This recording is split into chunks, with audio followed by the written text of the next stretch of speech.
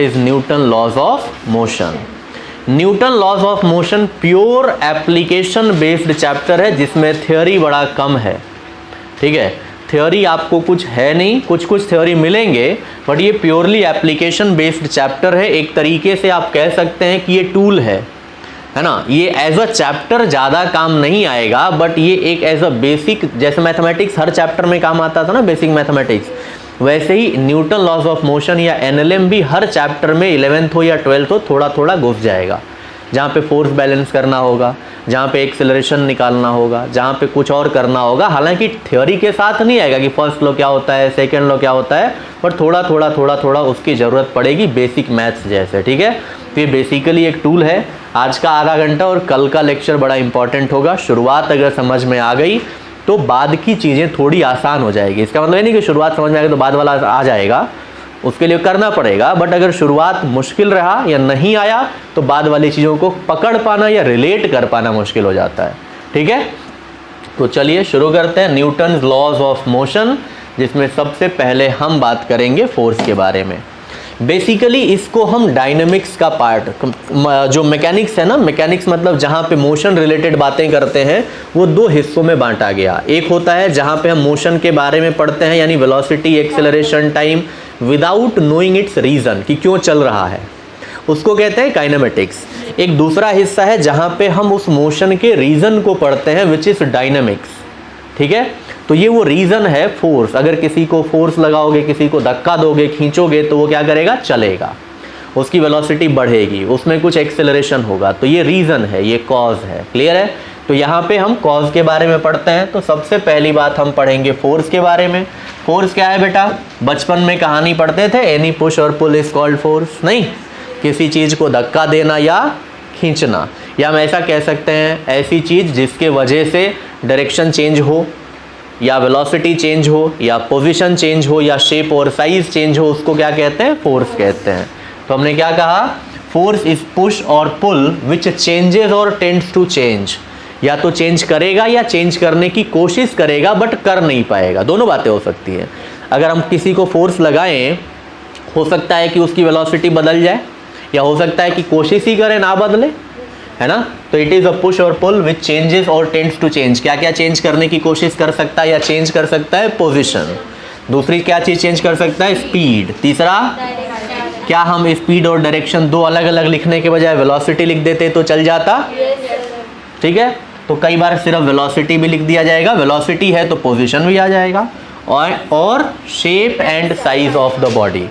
या तो ये चेंज करेगा या ये चेंज करने की कोशिश करेगा, बट कर नहीं पाएगा। तो ये एक ऐसी क्वांटिटी है या एक ऐसा फैक्टर है by virtue of which position, speed, direction, shape और size of the body changes और टेंड्स टू चेंज। क्लियर है। अब जब ये एक फिजिकल क्वांटिटी है, फोर्स एक फिजिकल क्वांटिटी है कि किसी के ऊपर कितना फोर्स लगा, तो अगर मेजरेबल है तो फिजिकल क्वांटिटी तो होगी। और अगर ये क्वांटिटी है जो फिजिक्स में पढ़ रहे हैं, फिजिकल क्वांटिटी है, तो इसकी यूनिट होगी, ठीक है। किस में मेजर करते हैं, बोलो, फोर्स की यूनिट क्या होती है बेटा, न्यूटन। और कुछ बताओ, डाइन। तो सबसे पहले कुछ काम की बात, यहाँ पे हम क्या लिखेंगे, यूनिट। अच्छा, काम की बात, ये वेक्टर क्वांटिटी है या स्केलर क्वांटिटी है, कैसी क्वांटिटी है, force is a vector quantity. Force कैसी क्वांटिटी होती है, वेक्टर क्वांटिटी होती है, ठीक है। इसकी यूनिट क्या होगी बेटा, अब कई सारे यूनिट हैं। एक तो हो गया एसआई यूनिट, एसआई यूनिट होता है हमारा न्यूटन। क्या होता है, असल में ये जो फोर्स होता है ना, वो मास इंटू एक्सेलरेशन होता है। तो मास इंटू एक्सेलरेशन के लिए हम क्या लिखेंगे, केजी मीटर पर सेकेंड स्क्वायर, ठीक है। एक्सेलरेशन मतलब डिस्टेंस अपॉन टाइम का स्क्वायर, असल में वो डिस्प्लेसमेंट अपॉन टाइम स्क्वायर या वेलोसिटी पर यूनिट टाइम, ये होता है। जिसका एक नया नाम दिया जाता है, जिसको क्या कहा गया, अलग अलग यूनिट्स को अलग अलग साइंटिस्ट के सम्मान में कुछ नाम दे दिया जाता है। तो इसको किसको सम्मानित करने के लिए नाम दिया गया, न्यूटन, जिसके लिए हम कैपिटल एन यूज करते हैं। इसकी और भी यूनिट है, इसकी सीजीएस यूनिट है, इसकी सीजीएस यूनिट होती है, जिसको हम कहते हैं बेटा डाइन। क्या कहते हैं, सीजीएस यूनिट का मतलब समझते हो, जिसमें हम मास को ग्राम में, लेंथ को सेंटीमीटर और टाइम को सेकंड में मेजर करते हैं। और एक रिलेशन होता है 1 Newton is equal to 5 dyne. तुम लोगों को यूनिट डायमेंशंस पढ़ाया है क्या मैंने? अच्छा, तो ये कराया तो था तब नहीं? बाकी जो लोग लेट आए उनको नहीं कराया हुआ है। एक और यूनिट होती है बेटा, कई बार केजीएफ, एक और यूनिट होती है केजीएफ, किलोग्राम फोर्स, सुना है? एक दूसरी यूनिट भी होती है, अदर यूनिट भी है इसकी, एक और यूनिट है KGF,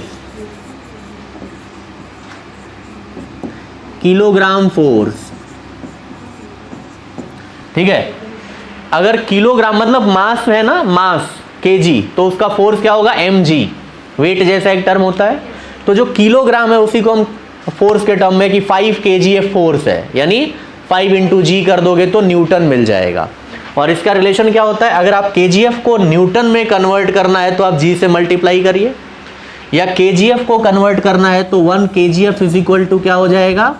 1 kgf is equal to Newton, 1 Newton upon g। तो न्यूटन में अगर जो भी क्वांटिटी है उसको g से डिवाइड कर दोगे तो 1 kgf मिल जाएगा, मास kg में मिल जाएगा, या kg में है g से मल्टीप्लाई कर दो तो न्यूटन में मिल जाएगा। ठीक है, इसका डायमेंशन भी होता है भाई कुछ, डायमेंशन, हाँ डायमेंशन या डायमेंशनल फॉर्मूला असल में होता है ना, डायमेंशनल फॉर्मूला। डायमेंशनल फॉर्मूला इसका क्या होगा? ml t-2, यही होता है। चलिए नोट कर लीजिए।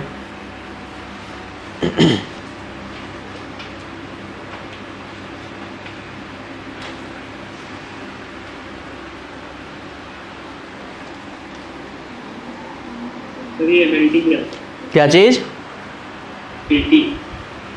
ये डायमेंशन देखो, जैसे यूनिट्स जितने हैं ना या क्वांटिटीज जितने हैं बेटा, फंडामेंटल क्वांटिटीज, तो फंडामेंटल क्वांटिटीज को रिप्रेजेंट करने का एक तरीका होता है जिसको हम डायमेंशन कहते हैं या डायमेंशनल फॉर्मूला कहते हैं।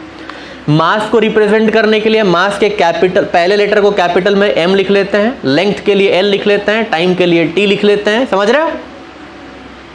तो ये जो यूनिट है ना केजी, केजी का मतलब m मास है, मीटर मतलब लेंथ है तो l, और ये सेकंड के पावर -2 पे यानी t के पावर -2 पे डिपेंड कर रहा है। इसको डायमेंशनल फॉर्मूला कहते हैं, समझ रहे हो? समझ रहे हो बोलो? इसको kgf के लिए 1 के साथ साथ आप ऐसे लिख सकते हैं कि kgf is equal to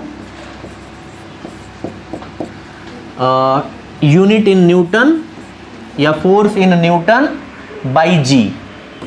Newton में जो भी था उसको जी से डिवाइड कर दो, फोर्स इन न्यूटन बाई जी, या न्यूटन में कन्वर्ट करने के लिए केजीएफ वाले को जी से मल्टीप्लाई कर दो। क्लियर है? ये होता है। बात समझ में आ गई? तो फोर्स क्या है, फोर्स कैसी क्वांटिटी, फोर्स कोई भी जब क्वांटिटी के बारे में पढ़ते हो तो क्वांटिटी के साथ साथ उसको हम कैसे मेजर करेंगे, यानी उसका क्या यूनिट होगा, उसका क्या डायमेंशन होगा, यही सब तो काम की बातें आती हैं। तो ये हमारा फोर्स क्या है, वो कैसा क्वांटिटी, उसकी यूनिट क्या, वो डायमेंशन कितना। क्लियर है? जनरली आपको जो मिलेंगे एसआई यूनिट में ही मिलेंगे मैक्सिमम। ठीक है?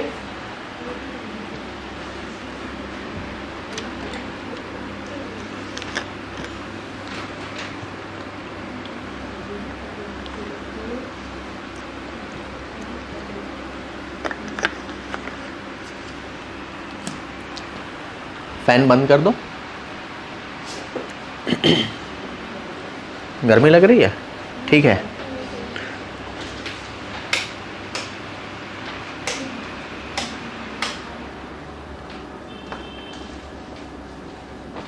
ठीक है बेटा, आगे बढ़े। अब थोड़े से, अच्छा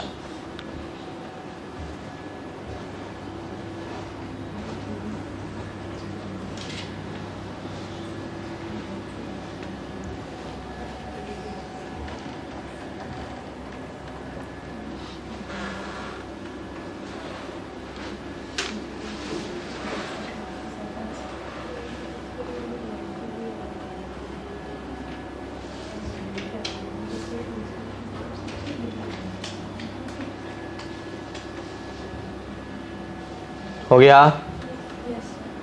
यस सर। अब हम बात कर लेते हैं, कुछ अलग अलग तरह के फोर्स होते हैं, टाइप्स ऑफ फोर्स। सुना है कौन कौन से फोर्सेस आपने सुने हैं?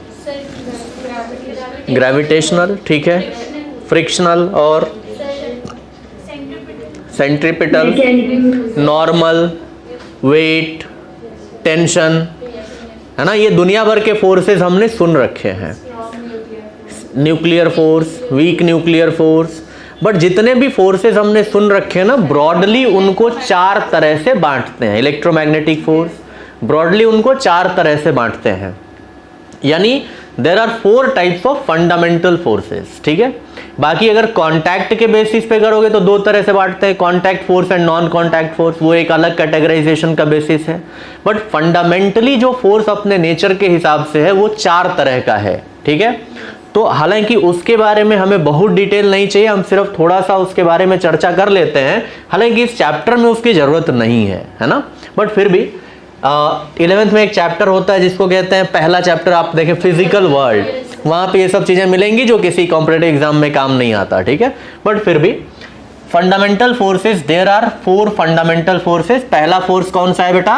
Gravitational force. अब ग्रेविटेशनल फोर्स के बारे में तो हम पूरा का पूरा एक चैप्टर पढ़ेंगे, जहां पे फोर्स की पूरी प्रॉपर्टी, पूरा नेचर हमको पता चलेगा ही चलेगा। और ग्रेविटेशनल फोर्स जो आप पहले जानते हैं कि ये 2 मासेस कहीं पे भी रख दिया जाए यूनिवर्स के किसी भी कोने में, तो ये दोनों मासेस आपस में क्या करेंगे? एक दूसरे को अट्रैक्ट करेंगे।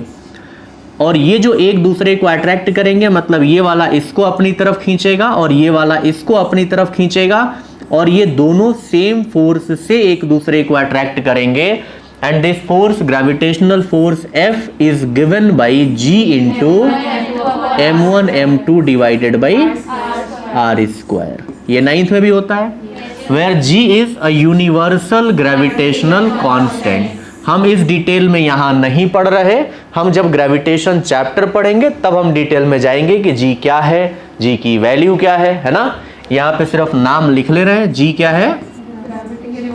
यूनिवर्सल ग्रेविटेशनल कांस्टेंट, मतलब यूनिवर्स के किसी भी कोने में चले जाएंगे तो इसकी वैल्यू चेंज, वैल्यू पता है क्या? 6.67। ठीक है, समझ गए। तो जब पढ़ेंगे ग्रेविटेशन तो हम डिस्कस करेंगे, अभी हम उसकी चर्चा यूनिवर्सल ग्रेविटेशनल कांस्टेंट, ठीक है। तो ये एक फोर्स, इसकी जो प्रॉपर्टी है कि ये नेचर का सबसे कमजोर फोर्स है, it is weakest force in nature. कई बार हम ऐसा लिखते हैं लॉन्ग रेंज फोर्स है, मतलब डिस्टेंस चाहे जितना हो ये लगेगा। मतलब यूनिवर्स में जितने भी सेलेस्टियल बॉडीज हैं उनके बीच का डिस्टेंस तो बहुत दूर है, फिर भी ये ग्रेविटेशनल फोर्स एक दूसरे के बीच में लगता है। जो प्लैनेट रिवॉल्व कर रहे हैं सन के चारों तरफ, या जो सैटेलाइट रिवॉल्व कर रहे हैं, वो इसी फोर्स के वजह से कर रहे हैं, ठीक है। तो ग्रेविटेशनल फोर्स क्या है? It is attractive force due to mass of the body, it is weakest force in nature. जो इतना होता है डिटेल हम पढ़ेंगे चैप्टर में, ठीक है। एक दूसरा फोर्स है जिसको हम कहते हैं electromagnetic force. Electromagnetic force is the force between charged particles. अब ये डिटेल पूरा बेसिक हमने लिखा है, सिर्फ ये नहीं होता। इलेक्ट्रोमैग्नेटिक पूरा का पूरा 12th का 60% इलेक्ट्रोमैग्नेटिक ही चलता है। इलेक्ट्रोस्टैटिक होता है, मैग्नेटिज्म होता है, करंट इलेक्ट्रिसिटी होता है, वो पूरा का पूरा चलेगा, जो कि हमें नहीं पता। तो बहुत सारे फोर्सेज होते हैं, लॉरेंज फोर्स जैसा कुछ होता है, हमने नहीं सुना इसलिए हमने बात ही नहीं करी, ठीक है। चार्जेस के बीच में या मॉलिक्यूल्स के बीच में अट्रैक्शन या रिपल्शन जैसा कुछ जो कॉन्सेप्ट है वो हमारा क्या है? इलेक्ट्रोमैग्नेटिक फोर्स, ठीक है। It includes electric as well as magnetic forces. अब इसकी property, it may be attractive और रिपल्सिव। ये हमेशा कैसा होता है? अट्रैक्टिव होता है। दूसरी बात जो तुमने बोला ना अभी, टेंशन, फ्रिक्शन, ये असल में हमने जब 4 फंडामेंटल बात करी तो फंडामेंटली ये इलेक्ट्रोमैग्नेटिक फोर्स है ना। धागे को खींचोगे तो धागे के जो पार्टिकल्स है वो एक दूसरे को अपनी तरफ खींच रहे होंगे, जाने की कोशिश या जाने से रोकने की कोशिश करेंगे, जिसके वजह से टेंशन आता है। मेरी बात समझ रहे हो? तो ये बेसिकली फंडामेंटली तौर पे इलेक्ट्रोमैग्नेटिक के एग्जांपल्स हैं, या इनका जो घराना है वो इलेक्ट्रोमैग्नेटिक है, ठीक है। बाकी वो अलग तरीके से कैलकुलेट करेंगे, वो एक अलग बात। क्या मेरी बात समझ में आई? जो तीसरा, अभी मैं इसको दिखा दूंगा नोट करने के लिए, जो तीसरा फंडामेंटल फोर्स है बेटा उसको कहते हैं स्ट्रॉन्ग न्यूक्लियर फोर्स। सुना है न्यूक्लियस? न्यूक्लियस के अंदर क्या होता है? इलेक्ट्रॉन नहीं होता, प्रोटॉन्स एंड न्यूट्रॉन्स। इलेक्ट्रॉन उसके चारों तरफ घूमते हैं, ठीक है। तो जब प्रोटॉन्स और न्यूट्रॉन्स हैं, प्रोटॉन्स तो आपस में एक दूसरे को रिपेल करेंगे, सिमिलर चार्जेस हैं, बट फिर भी वो बंधा रहता है, न्यूक्लियस बंधा रहता है, यानी न्यूक्लियस में जो पार्टिकल्स हैं उनको न्यूक्लियॉन्स कहते हैं कंबाइंडली। तो ये क्या है? It is attractive force which binds the nucleons in nucleus. मतलब ये जो प्रोटॉन्स और न्यूट्रॉन्स हैं उनको न्यूक्लियस में बांध के रखने वाला जो फोर्स होता है उसको क्या कहते हैं? Nuclear force. अब न्यूक्लियर दो तरह के होते हैं, एक स्ट्रांग और एक वीक। जो स्ट्रांग है वो न्यूक्लियॉन्स के बीच लगता है, जो वीक है न्यूक्लियस में ढेर सारे रिएक्शंस होते रहते हैं और बड़े छोटे छोटे एलिमेंट्री पार्टिकल्स जो कम लाइफ स्पैन के होते हैं वो पैदा होते हैं, खत्म हो जाते हैं। उनके बीच में भी जो न्यूक्लियर फोर्स लगता है बट उसको कहते हैं वीक। वो न्यूक्लियॉन्स के बीच में नहीं है, वो एलिमेंट्री पार्टिकल्स जिनका लाइफ स्पैन कम है, आगे पढ़ोगे डी के अल्फा, डी के बीटा, डी के गामा, ऐसा कुछ सुना होगा। तो उसमें जो न्यूक्लियस में फोर्स लगता है वो वीक होता है, उसको वीक न्यूक्लियर फोर्स। न्यूक्लियॉन्स यानी proton proton, proton neutron and neutron neutron को बांध के रखने में जो फोर्स होता है उसको क्या कहते हैं? Strong nuclear. पहली बात, it is charge independent, charge पे डिपेंड नहीं करता। ये पॉजिटिव पॉजिटिव प्रोटॉन पे भी लगता है, ये प्रोटॉन और न्यूट्रल न्यूट्रॉन पे भी लगता है, और ये न्यूट्रॉन न्यूट्रॉन के बीच में भी लगता है। यानी ये चार्ज पे डिपेंड नहीं करता। लेकिन ये कब लगेगा? जब दोनों के बीच का गैप बहुत छोटा हो जाए, बड़े डिस्टेंस पे नहीं लगता। ऐसा नहीं कि एक प्रोटॉन यहाँ एक यहाँ लगा दोगे तो न्यूक्लियर फोर्स लगेगा, नहीं लगेगा।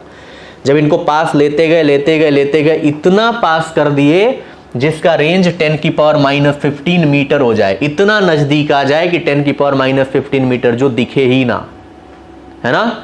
न्यूक्लियस बहुत छोटा होता है, तो अगर 10⁻⁻15 के ऑर्डर में होगा तो ये लगेगा it is short range force and it is the strongest force in nature. ये कैसा फोर्स होता है? ये शॉर्ट रेंज फोर्स होता है, यानी ये अगर गैप बड़ा है तो ये फोर्स नहीं लगेगा, ठीक है। तीसरी बात, एक और न्यूक्लियर में लगने वाला फोर्स है जिसको weak nuclear force. It is the force between elementary particles of short life span. Nucleus में बहुत सारे ऐसे पार्टिकल्स होंगे जिनकी लाइफ कम होती है, उनके बीच में लगेगा। ये इलेक्ट्रोमैग्नेटिक फोर्स से भी कमजोर होता है बट ग्रेविटेशन से, तो कह रहा है ना कि इलेक्ट्रोमैग्नेटिक फोर्स जो है वो इस फोर्स से स्ट्रांग होता है, कह रहा है। तो सबसे स्ट्रांग कौन सा फोर्स है? सबसे स्ट्रांग, फिर उससे कम इलेक्ट्रोमैग्नेटिक, फिर उससे कम, और सबसे कमजोर, क्योंकि कहा कि ग्रेविटेशनल सबसे कमजोर, स्ट्रांग न्यूक्लियर फोर्स सबसे स्ट्रांग। अब दो ही में तो बचा कंपटीशन, तो इलेक्ट्रोमैग्नेटिक इससे ज्यादा स्ट्रांग होता है, कह रहा है इलेक्ट्रोमैग्नेटिक फोर्स इज स्ट्रांगर। तो अगर आप असेंडिंग ऑर्डर में जाएंगे तो gravitation, weak nuclear, electromagnetic and, समझ गए। और it is shortest range force, यानी ये तब लगता है जब हमारा और छोटा गैप हो। तो अगर पूछा जाए शॉर्टेस्ट रेंज फोर्स कौन है? ठीक है, ये 10⁻⁻15 में लगने लगेगा बट ये उससे भी कम पे लगता है, 10⁻16 के ऑर्डर में लगता है। क्या मेरी बात समझ में आई? समझाया तो कुछ है नहीं, ये रटने वाली बातें, ये आपको रटना ही पड़ेगा, कुछ कर नहीं सकते। ठीक है बेटा, फटाफट नोट कर लो। इनके एक्सप्रेशंस आपको कहीं नहीं मिलेंगे। इसका एक्सप्रेशन मिलेगा भी कई जगह, लॉरेंज फोर्स, कहीं इलेक्ट्रोस्टैटिक मिलेगा, कैसे? जैसे K/Q1 Q2/R² सुना होगा, कूलम्स लॉ, वो एक छोटा सा हिस्सा है। वैसे बहुत सारी चीजें मिलेंगी, वो बाद में बात करेंगे, तो इसलिए हमने इसमें कुछ नहीं लिखा। इन दोनों के एक्सप्रेशंस कहीं नहीं मिलने वाले, तो बस ये जानकारी थोड़ी सी इकट्ठा कर लो। हाँ, फोटॉन्स के टर्म में लाइट ट्रेवल करता है, फोर्स नहीं ट्रेवल करता है, एनर्जी ट्रेवल करता है, कह सकते हो। ग्रेविटॉन्स, अब वो डिटेल में नहीं गया, वो उसमें मिल जाएगा सारा तुमको फिजिकल उसमें। बाकी वो पाई मेसॉन और उसके लिए बोसॉन होता है ना, तो वो हम उस डिटेल में गए नहीं है। हमने एक बेसिक तौर पे, बुनियादी तौर पे जो थोड़ा बहुत, जब कभी हम बोले कि स्ट्रॉन्गेस्ट है, वीक है, तो बस पता चल जाए। ठीक है, बाकी अगर आप मेडिएटेड पार्टिकल्स की बात करेंगे तो ग्रेविटेशनल के लिए ग्रेविटॉन होता है, हाइपोथेटिकल है, वो हाइपोथेटिकल है, वो एक्चुअल में कोई पार्टिकल नहीं है। ऐसे ही इलेक्ट्रोमैग्नेटिक के लिए क्या होता है, फोटोन होता है, उसके लिए एक पाई मेसॉन होता है, एक के लिए बोसॉन होता है ना। उसमें मिल जाएंगे, कई कई प्रॉपर्टीज मिलते हैं, बट वो चैप्टर स्कूल एग्जाम के हिसाब से थोड़ा कभी कभी पूछ लेते हैं, अदरवाइज कुछ पूछते नहीं है, वो है नहीं, फालतू चैप्टर है वो, है ना। अब उसमें शुरुआत होगा what is science, what is physics, वो कहाँ 11th में पूछेगा यार, नीट में और जेई में क्या पूछेगा ये सब, नहीं। फिर साइंटिफिक मेथड्स मिलेंगे, क्या तरीका होता है, नहीं। तो वो ऐसे ही चैप्टर दिया हुआ है, थोड़ा सा बस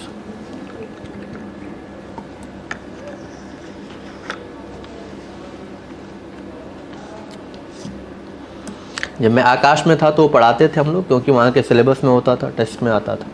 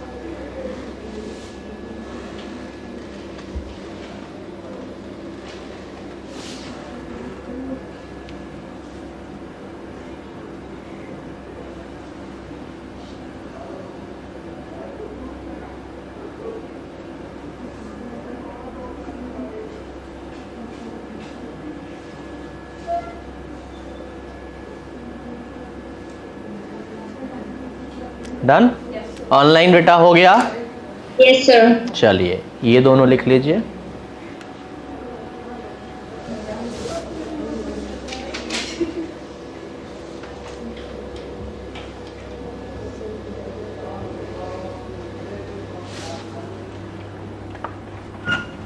इस चैप्टर में जो हमें फोर्स पढ़ना है ना, उसका बेसिस ऑफ कैटेगराइजेशन कुछ नहीं है, ठीक है। नॉर्मली प्रैक्टिकल लाइफ में जो फोर्सेस किसी बॉडी पर लगता है, हम उन सारे फोर्सेस को पढ़ेंगे, चाहे वो कांटेक्ट हो, चाहे वो नॉन कांटेक्ट हो, चाहे वो हमारा इन चारों फंडामेंटल में से कुछ भी हो, है ना। हम ग्रेविटेशन और इलेक्ट्रोमैग्नेटिक की ही बात करते हैं। टेंशन पढ़ते हैं, नॉर्मल रिएक्शन पढ़ते हैं, फ्रिक्शन पढ़ते हैं, ग्रेविटेशन पढ़ते हैं, स्प्रिंग फोर्स पढ़ते हैं, न्यूक्लियर फोर्सेस नहीं पढ़ते, क्योंकि उसका मैग्नीट्यूड हम कैलकुलेट नहीं कर सकते। तो इस चैप्टर में न्यूक्लियर के बारे में नहीं पढ़ेंगे, ये हम पढ़ेंगे मॉडर्न फिजिक्स जैसा कुछ होता है 12th के लास्ट में, बट फोर्स के बारे में नहीं पढ़ते हैं, कुछ और चीजें पढ़ेंगे, बट इसके बारे में चर्चा नहीं करी जाएंगी कहीं, ठीक है। मैग्नीट्यूड के तौर पे तो कहीं नहीं, समझ गए।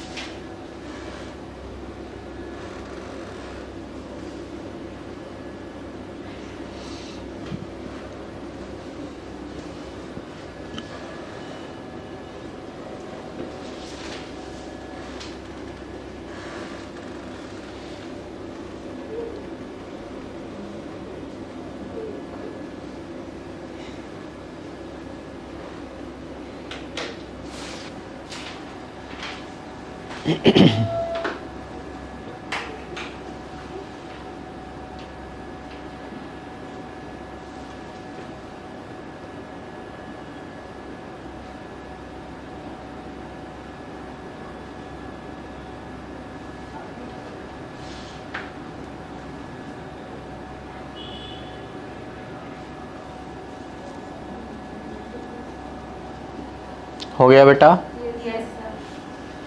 तो बेसिकली इसके बाद हम पढ़ेंगे यहाँ, ये तो ऐसे एक इंट्रोडक्शन के लिए बता दिया, बट इसकी ज़रूरत कुछ खास नहीं होगी। इसके बाद जनरल फोर्सेस जो हमें इस चैप्टर में पढ़ना है, हम उसकी बात करेंगे, जिसमें सबसे पहला फोर्स कौन सा होगा? वेट। वेट सुना है? क्या होता है बेटा वेट? क्या होता है? Sir, it is a vector quantity. Force है वो, मैग्नीट्यूड बता दो। वेक्टर तो है, फोर्स है तो वेक्टर होगा, जिसका डायरेक्शन किधर होगा, towards the centre of earth. यानी अर्थ किसी बॉडी को जिस ग्रेविटेशनल फोर्स से खींचता है उसी ग्रेविटेशनल फोर्स को हम वेट कहते हैं, magnitude of which is given by mg, और ये हमेशा वर्टिकली डाउनवर्ड या टुवर्ड सेंटर ऑफ अर्थ कहा जाएगा। समझ रहे हो? दूसरा हो जाता है बेटा वेट के अलावा जो हम पढ़ेंगे वो नॉर्मल रिएक्शन फोर्स। जब दो बॉडीज एक दूसरे को पुश करेंगे तो इनके कांटेक्ट पे जो फोर्स आता है, इसके वजह से इधर और इसके वजह से, ये दो बॉडीज हैं, जैसे मैं जमीन पे खड़ा हूं, मैं कोशिश कर रहा हूं जमीन में घुसने की, बट जमीन उसको नहीं घुसने दे रहा है। क्यों? क्योंकि वो मेरे लगाए हुए फोर्स को काउंटर बैलेंस करेगा। तो वो जो सरफेस मेरे ऊपर लगा रहा है और मैं सरफेस के ऊपर लगा रहा हूं, वो म्यूचुअल फोर्स जो है वो परपेंडिकुलर टू सरफेस, उसको क्या कहते हैं, नॉर्मल रिएक्शन। इसके अलावा एक आता है टेंशन।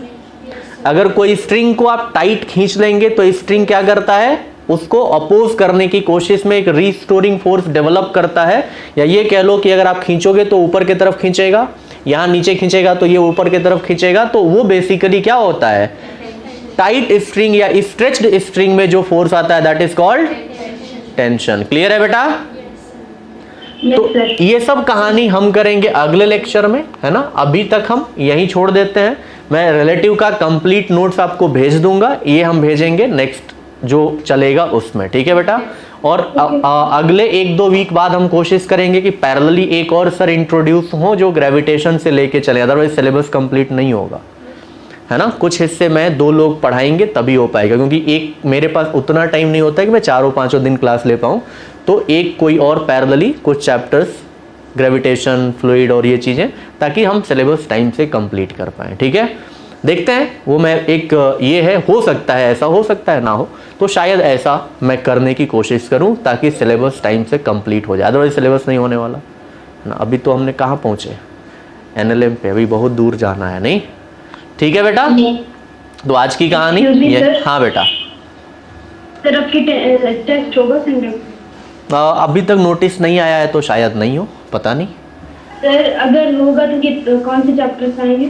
अगर होगा तो अब क्या वेडनेसडे है ही, नहीं आएगा। मेरे से पूछा नहीं गया है, मतलब तो नहीं आएगा।